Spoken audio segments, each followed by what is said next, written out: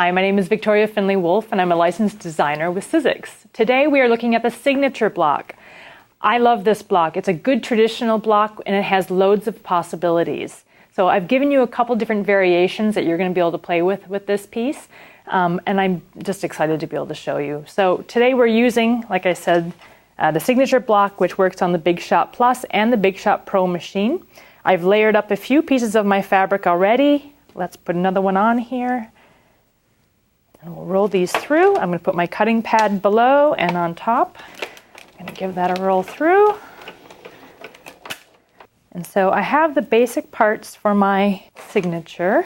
And if you look at that quilt that's behind me, you will see I used a white piece. The traditional version of this is to be able to have it so you have you and all of your friends and family to sign the block and add your name to personalize a quilt. So this is a fun thing to do, especially like if you're going to have a wedding and you wanted to have blocks made by all the guests of the wedding. You could die cut all of your pieces, get them all laid out so that these are ready to go so you could have everybody sign them. You can also use these as a very modern version. I've cut out one today just using solids with oranges, reds, and greens, and I think that it can give you a traditional effect or it can give you a very modern effect depending on the kind of fabrics that you're going to choose. Okay, so we have this centerpiece. You'll see on this little block that I have laid out that we just are going to have the section where you would be signing your name, the little bar that goes on the diagonal, and you also have the half square triangles that'll fit on the end. So you could, of course, just be sewing together your little half square pieces if you have opposite colors so that you sew those together to make squares. That's another option of the die. Or you also have these little small triangles. It's another section on the side of the die where you can sew in and add this little extra half square triangles out on the outside. I like to be able to use it both ways. You can whip up a whole quilt really in a day just by sewing and cutting these guys out, sewing them together, making a quilt. And let's show you how we're going to sew these together. You'll notice that they have the dog ears already on them. The green is going to be my centerpiece, so I'm going to build around the outside. So with the dog ears already in place, I have easy alignment. I can see exactly where I'm going to sew my 1/4 inch seams. Let's sew this piece together and we'll add the outside pieces to form that little triangle. So each time that I'm adding one of my triangles, I'm going to press those seams going to the darker side. Right now, my darker side is going to be away from the green. Okay, so I have one side on my green triangle. Now I want to sew on my left-hand side of that little triangle. If you do them in that order, all your seams will lay flat to the outside, which we like. Makes the little triangle lay nice and flat.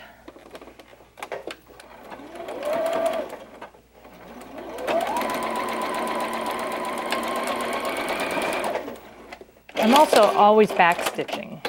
I like to back stitch on those points so that my seams don't come loose at another point during my sewing. Just saves me a little bit of time. Okay, I'm always coming back to look at the layout as well. I don't want to get confused on which side I'm sewing something to. So I have this last piece that finishes my triangle. I'll lay that on right sides together.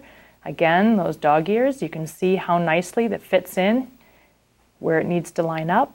That's my cue. As long as I'm sewing from point to point, that gives me a nice 1/4 inch seam.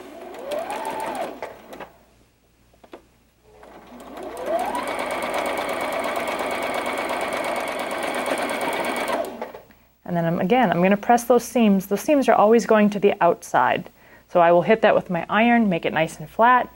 And then I'm going to continue to sew my other sections together so that I'm just sewing those triangles together onto that middle signature bar.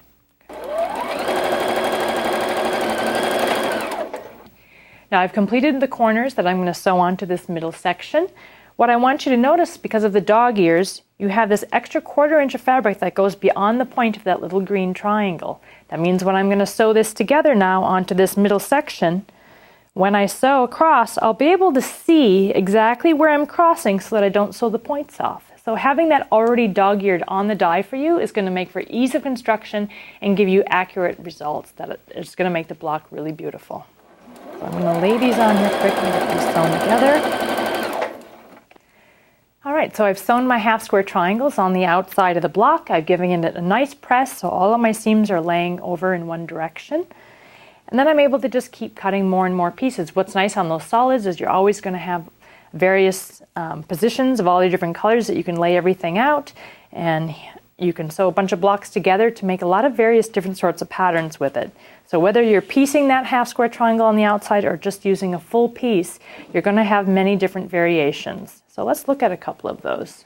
So I have this larger quilt top lying here, which is just using a 2-color combination. Okay, that's using this block with the main signature strip and the 2 half square triangles on the outside. So you get almost like a lattice grid across the layout of the quilt, which is kind of fast and easy. You can chain piece all of those and get this quilt done very quickly. Right?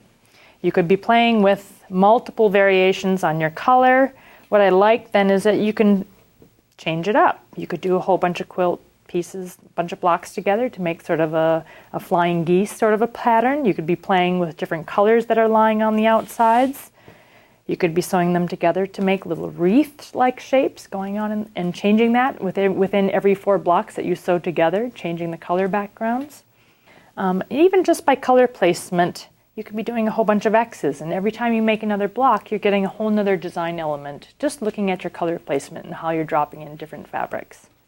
This is just fun to see because I like to make Christmas quilts, and here I'm making another one of mine out of reds and greens, just using some Christmas fabrics. There you can see how making that connection.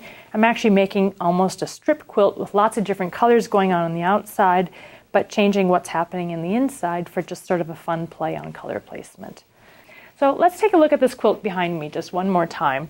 So if you're going to do a signature block, like I said, you can do it with the piece triangles like I did here by using that little white piece in the inside to be able to bring in an extra little design element within the quilt, or you could be using those solid half square triangle pieces.